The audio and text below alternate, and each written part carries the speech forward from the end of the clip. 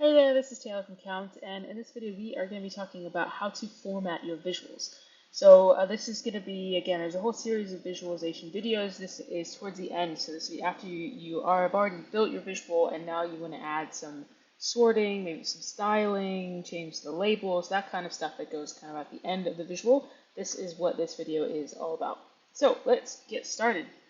So first we're going to talk about axis editing. So these are all going to be things that you can do with your different axes. There's quite a bit here. This is probably the biggest area where you can customize your visual. So like the longest section that we have. So we're going to have to start with, we've got a chart here. Eventually we're going to try to make this into a butterfly chart, but I want to go through how we do that. Now the first thing I want to do is I want to move my x-axis to the top. So we can do that in our x menu over here. There's a secondary axis. And I'll do the same thing for both of my charts. So now both on the top. Now, one of the other things we probably want to do now is I probably want to sort them in descending order. So if I click that, it will sort automatically for me in descending order. If I click it again, we'll go ascending. And if I click it again, we just go in alphabetical order. So I'm going to click that, we'll make it descending. Now, one of the other things I'll probably want to do here is this number here, this formatting is ideal. So I'm going to come in here and right click. You can see that right click and format. You can also do it from over here.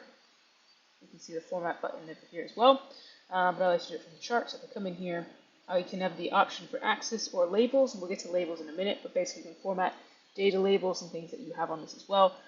But I'm going to go into axis, and I'll probably do billions, and now we have that here. Now, if we want to change the name of an axis, which is something we probably want to do a lot, we can go ahead and right click again, but instead of hitting format, we'll hit edit, and we can change this to tracks. And while we're in here, I'm going to click that, see the update. I'm going to reverse this because, like I said, we want a butterfly chart, so I'm going to need these to meet in the middle. So I'm going to go ahead and reverse this axis. Now from here, you can also do things like change the scale of your axis. You can change the range that you're looking at in your axis, all kinds of stuff. Again, that's up here in edit axis. Now we've got our y-axis over here that we haven't really talked about yet. Now, there's probably not much I want to change here, but just to flag a few things that you can do if you do want to change some stuff over here. So you can resize that axis, you know, how big you want it over here. And you can also resize the rows like this. And again, that's just until you hover till you find that little cursor there, and then you can drag and you change the size. Now we can also do things like we can rotate the labels, which again in this case probably doesn't make a lot of sense, but we can do that. We can rotate them a different way. We can also hide the axis if we want to, which again I'm not sure we want to do that in this case, but those are the options there. We can hide this axis as well. In there. So that is very briefly axis level editing. Like I said, a lot of what you're going to do is probably going to be in the axis level editing. So hopefully that was helpful. So now we're going to move on to color and styling. Now color and styling, I thought it was fun. I'd show you something that has quite an extreme color and style applied to it. And if we click this here, in your visual builder over here on the right, there's a style section.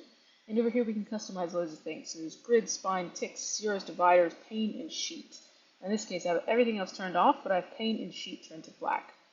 Now in a more traditional visual, what it means to kind of what these different things are. So we have, you know, our pane and our sheet, they're just white because it's a white background. We can change things like our grids to be dashed. We can maybe get rid of dividers. Let's change these lines up here.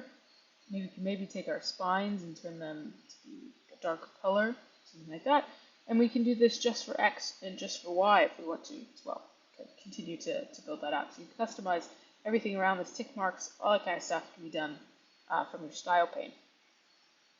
Now the other thing I've done in this one is you can see the stars in this night sky are slightly different colors. So the way I've done that, this is basically just a scatter plot, but I've hidden the X and Y axes, as you can see they're hidden in here. And then for color, if we open up our color editor in here, you'll see I've applied a custom color range here that takes applies a certain value to the spectrum of colors here. We go from this dark gray to white. And this color palette here, whenever you go to customize a color, you really have infinite freedom. We have a lot of different preset colors for you. These are both continuous and discrete color patterns, depending on the type of value you have in here. So if I were to switch this to discrete, we'd get different color palettes. That would be for discrete versus continuous ranges there. And if we go back in, again, we can really set the number of steps. We can customize the color, everything about it in here. We can do the transparency, all that kind of stuff will be in here as well. Cool. So that is color. And labels. Adding data labels is super easy in Count. The simplest way to do it, let's say you have a template, and let's say I don't have a label in there yet, you'll notice this label section in all the templates that we have. And if you just click the eyeball, you're going to get a label. Now, depending on what your graph is, it's going to try to work out what you probably want to label. If you have a bar chart, for example, it's really straightforward. We would label the value on the bar chart. But for something like this, with a scatter plot, there's quite a few things we could label. So if there's something specific, I can just drag that into label, and it's going to automatically appear on our chart in the right places, in the right sizing, all that kind of stuff.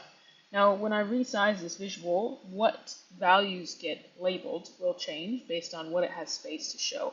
So it's always going to show everything it can, depending on what size is available. Now, for custom visuals, the process is quite similar, but basically, instead of the eyeball, you're always going to have to specify what exactly you want labeled. And if you have multiple layers, it's just something to point out that you might want to think about which layer has the label. So in this case, I have two circles on top of each other, and I chose for the kind of upper level to have the label on it. At the lower level, have the hover, which I'll talk about more in a second.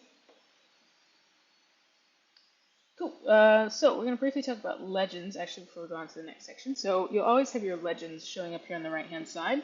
Now, you can do quite a few things with legends. So you can hide them as a first pass, or you can edit that. You can change the name. You can change the range, all this kind of stuff. You can reverse it. You can do kind of whatever you need to with legends over here. And yeah, so this is yours to customize how you want. If you wanted to hide just one legend and not the other, you can do it from here, but again, you can also do it from this section in color. That's where legends in size will always be in here, so you can go to hide legend in here as well. Cool, so we're going to talk about tooltips. So tooltips are basically when you hover over a point, you see this little black box, and it gives me more info about what I'm seeing. Those are called tooltips. Now, in your visual builder, there'll be a section called detail, and that's where you can drag in different information about like what goes into the tooltip, basically. So in this case, all the grayed out things are things I don't care about, but I might want to hover over them and see what team they're referring to. So I have team name down here in detail, but it's not shown anywhere else in the visual because I want it to be kind of anonymous elsewhere. So I can hover over these points and I can see the team. Same here. Now I've done a couple other things to format my tooltip. So for example, I've updated this name. So I've updated this. If I've given this a different name, then when I look at this, we can see that that 19% there has been updated to this random value that I put in. So let's undo that. That's back. So you can customize, and you can also continue to customize the formatting like we talked about. So if you format this in your labels, that's also going to update in here. So this is why it's a 19% in there. We can do things like our year, for example.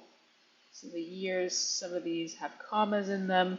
So we can go ahead and update that. So we can go into format, labels, number, and now there we go. No more commas. So that is a really quick intro. I'm sure there are more things that we haven't covered. I encourage you to check out the docs if there's something specific that you're looking for formatting these visuals. But hopefully that gives you a good rundown of the most common things that you probably have to do. And yeah, till next time. See you later. Bye.